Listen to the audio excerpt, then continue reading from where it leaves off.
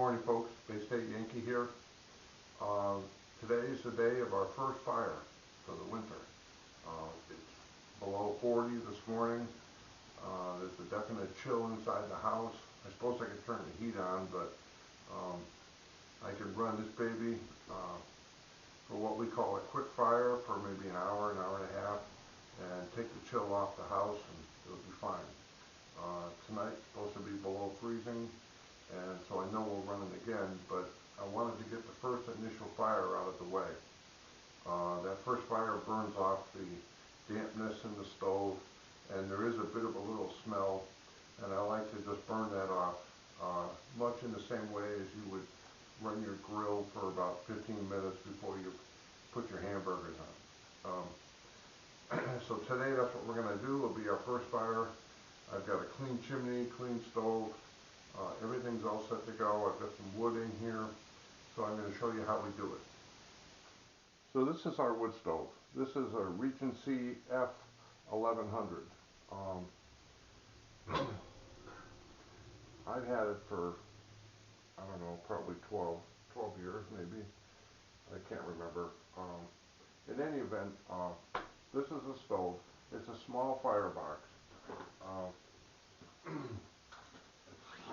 One would look at it and say, geez, there's not a lot of space in there, but actually there is. I can take a big piece of wood like this and put it in there, and usually this is what I use when I start my fire. I take a big piece and I fit it right in the back. Now you notice that fit right in there. If you watch my other video on stacking wood, you'll see that I use this measuring stick. And the measuring stick shows that if I do this 16-inch, I can fit it right through the door. 18-inch, I would have to tilt and go in, but I could still fit it in between the blocks. This is very important, so I'm not hauling in wood that I can't really burn. So I start with putting a big piece in the back. I take an empty egg carton, position it right in front. Here's my air intake, which I open.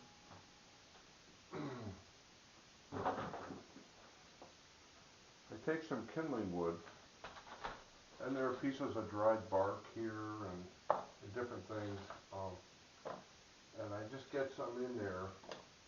I like to put the smaller twigs and the bark, but I also like to put some pieces of wood that will hopefully catch fire.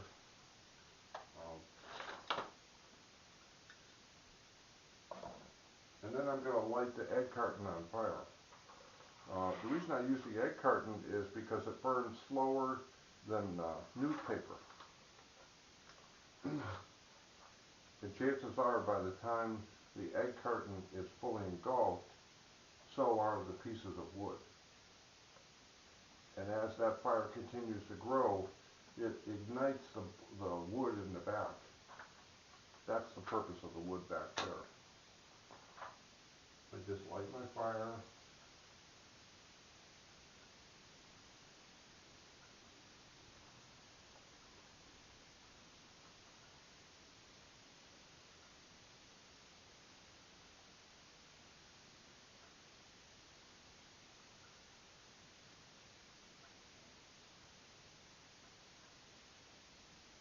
Now it's being ornery today. First one. You can see the smoke coming off, and it's attempting to go up the chimney. And you want to make sure that, in fact, that's where it's headed. If you get a lot of wind out that day, or the pressure is pushing down through the chimney, it'll blow the smoke back. In which case you need to shut the door right away and open the window so that the air will push upwards.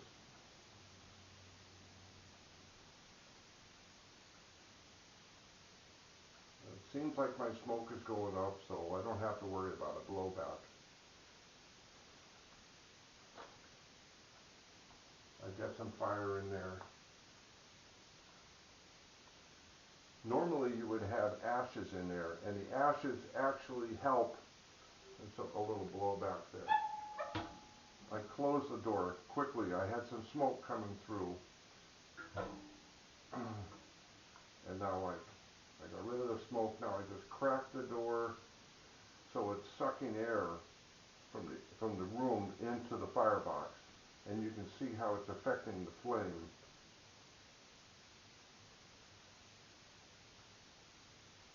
Once you get a good flame going, you won't have smoke coming into the room.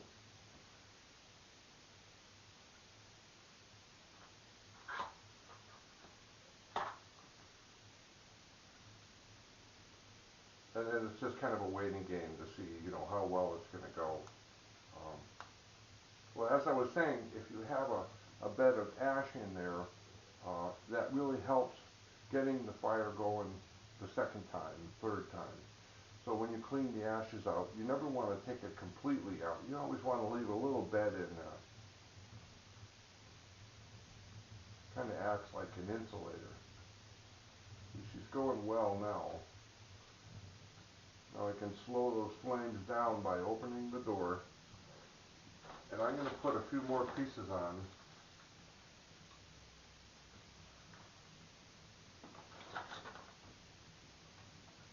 A little more bark.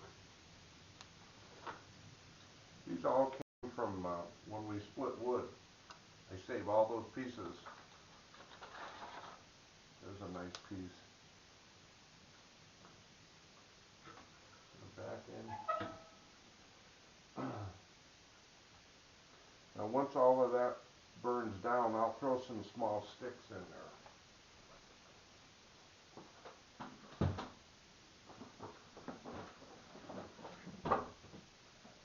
I have some maple sticks here. Those will go in there. Now my goal today is not to heat the house to 85 degrees. My goal is to warm this stove up, burn all of that dampness out of it. See, it's smoking again.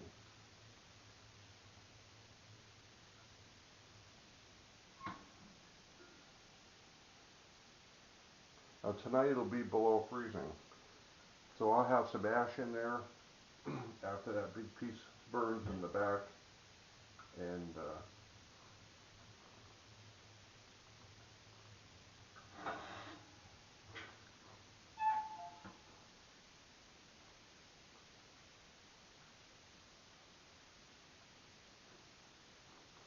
you can see how this is the air intake. When I pull it over here, it opens it up. You can see the flame. If I push it in, I can starve that fire from air, and it gradually goes down. I don't want to do that right now. I want to run it full bore. We recently cleaned the chimney, and all of it, there's still some fine dust in there, and that will all blow out.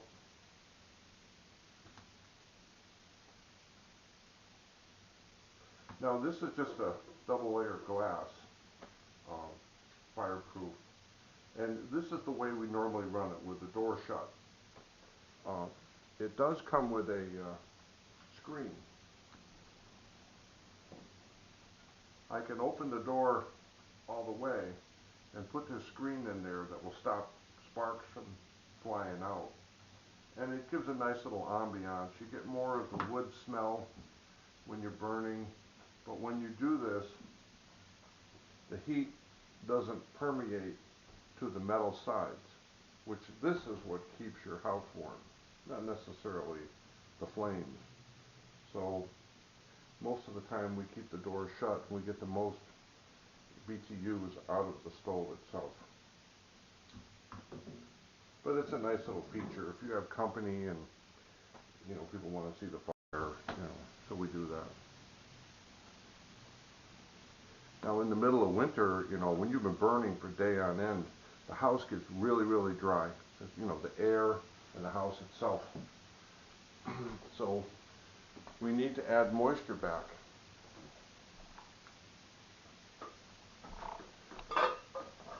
So we have a cast iron pot we put right up here. We fill it with water. This cap on it, and the water evaporates. Now you can put things like a cinnamon stick in there, some whole cloves, and it fills the house with this nice smell like you're baking or something. So we'll do that on occasion.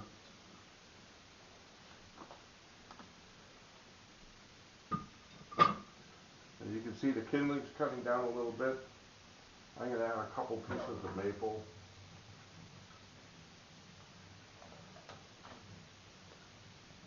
Now I want to tell you that this is dry, but it looks like it's getting there, but I don't think it's fully dry. So I may get a couple of pops out of this one. Now this stove has a feature on the back. There is a hooked on the back is a fan, and it sucks cool air from down below the stove up the back where it gets heated, and then it blows it right here. It blows it across the top. I plug it in the wall. I don't necessarily have to run it, but I plug it in the wall, and then it runs on a thermostat. So when the stove box gets a certain temperature, it automatically comes on and blows the air throughout the house.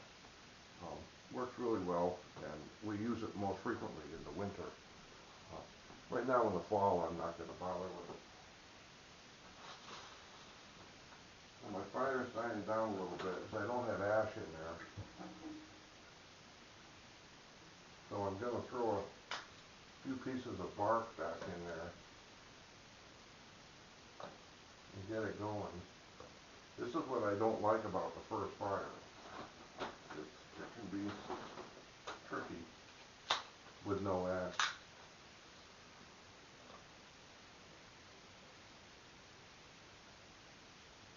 Now I shut the door almost all the way, and you can see the coals lighting up again because it's sucking air in, quicker.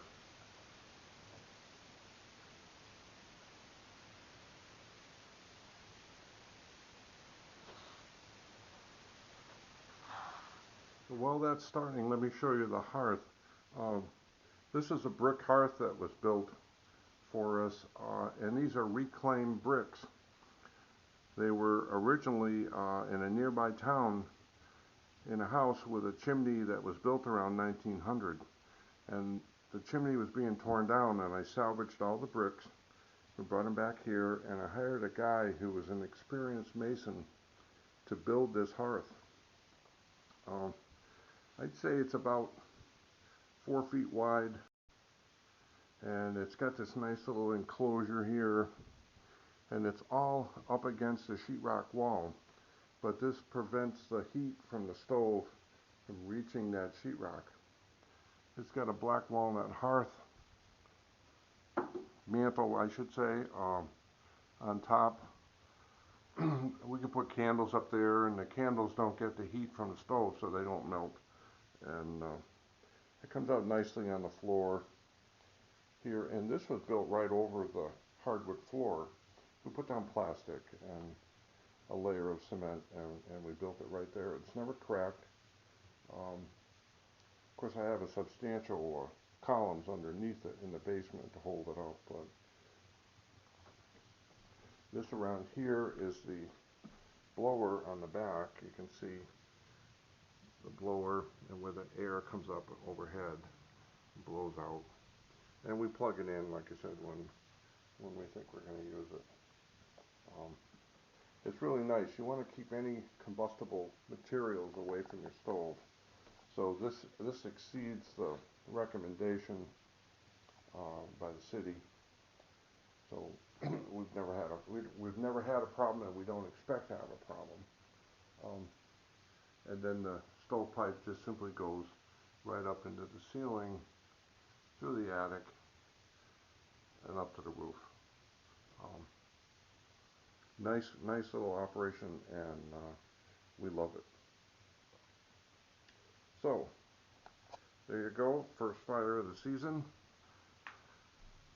It's finally catching on there. the smoking is stopped, and we'll burn this until that piece of wood is exhausted in the back, and then let it go. And you can't tell, but I can tell that the smell from the stove is going away, and I think it'd be nice tonight. It'd be really nice. So that's about it. Quick video on how I start my fires. I know other people use other methods, and if it works for them, great. Everybody has their own way, and this is the way we do it. We save those egg cartons all year. I have neighbors and friends that turn them into us, and I go through one a day because I do not burn all night. So every single day, I start a new fire in the morning. This thing kicks off so much heat that it would run us out of here if we ran it all night long. In any event, that's it. So what I'm going to do right now is sit back in the chair, put my feet up, and finish my coffee. Hope you have a good day.